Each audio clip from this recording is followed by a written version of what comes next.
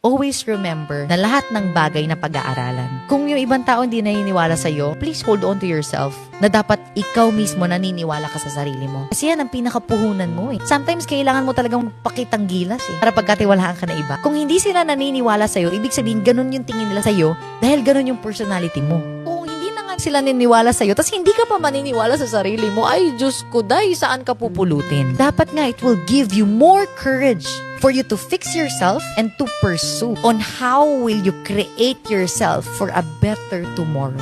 Yun ang mindset ko eh. Pag may taong hindi naniwala sa akin, hindi ko siya i-blame. Baka kasi yun talaga ako. Pero this time around, I will be more motivated. Yung pala yung tingin sa akin ng environment ko. OMG, I need to fix myself.